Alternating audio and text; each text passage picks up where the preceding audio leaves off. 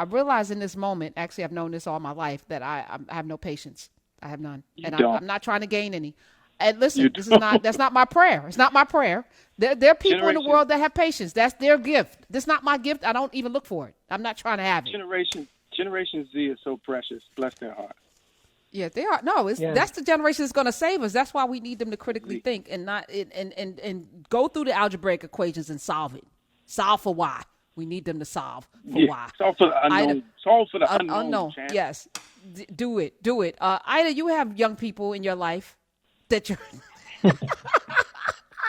Oh man, they get on my nerves. That's why I don't have children. I saw this happening. I saw into the future and I said, I'm going to go to jail because there's going to come a time when I can't put my hands on them and they're going to call the cops and then I can't, and it's going to be all, rinse and repeat. Oh, you can And always then, put your hands on. no, you cannot. You cannot put your hands on children, Lamont. You cannot. All right. Hi, Ida. Please tell us how you survive. You should have. It's funny. I did a lot of talking. I would talk my kids away from me. I talked to them like they were human beings their whole lives because they were little. So if they would try to touch the socket, I would be like, do you understand that you cannot touch the socket? And then I would just go into this long speech about what are the consequences until they would walk away. And I think that I scared them into not wanting to hear me talk. So I never had to beat them. But they're both highly intelligent. They're both very, very intellectual human beings, and they have these deep conversations amongst themselves.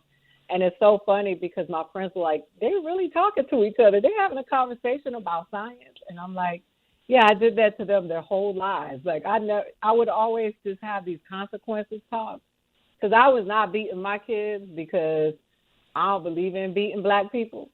And I think that it just has a history of, we have a history of violence in this country, and I was not going to be beating on my daughter and getting her used to getting herself hit when she thought she did something wrong. So I swear to you, now they're like, uh-oh, there you go. She's about to hit us with one of the speeches. And they just bounce. And that's how I keep them away from me. I get real long-winded like I am right now. I just start talking and be like, and they just leave.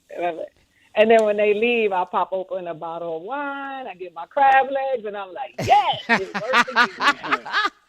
It I works. actually I just put into the chat. I was like, Lindsay, I need this part about the beating because we had Dr. Stacy Patton on from Morgan State, who has a whole book and a whole movement around not beating children. And it was one of the most powerful conversations because we all were raised up being beaten, getting switches. We got jokes about it. It's part of our culture. We think it's okay. And in that one afternoon, she changed my whole entire mind about putting hands on children. And she is right. You're correct. The history of beating black people in this country is too indelibly etched on our souls for us to repeat the tools and the weapons of our enslavers. And I had to say, she was right. Because I was in that camp. Well, I was beaten, didn't hurt me none. Me too. It's like yeah. People come at me all the time and they'll say, "Oh, you say that because you want to be white. You ain't really black." And I'm like, listen, I'm gonna tell you right now. From the time I had those kids and I was really young, all I had to do is take a trip back to how my mom would beat me and what it did to me and my self-esteem. If we're really honest about what it did, you've been trained to believe that black people have to be disciplined, and white people can just run amok. We do the jokes all the time. We're like, oh, they do time out, but my mama used to beat me. You're perpetuating that so much that a cop would jump on a teenage girl in a bikini and feel the need to discipline her. So I wasn't doing that to my kids. I'm not slapping my kids in the face like they Denzel and Glory. We're not doing that over here. And if you want to call me a sellout, I have two kids who have never been in trouble. They've never been arrested. They don't have discipline problems. My daughter is a valedictorian of her college. My son graduated from film school. They both have been exceptional. So the results were fine. I don't have any problems with my kids. And I never subscribed to the belief that I had to beat them so that they would not get in trouble. Because if I beat you, then the cops won't. I've never had to do that because I always believe that we're divine. So the conversation that I had with them is, you're a king and you're a queen. And one day you will understand what I'm saying. And I'm going to program your subconscious mind to know who you are. And that does not come with a whip, a switch, a belt. I can't watch Roots and then go beat my kid. Nah, we're not doing that over here. So I'll call me a sellout all you want. You are not. You're a sell-in.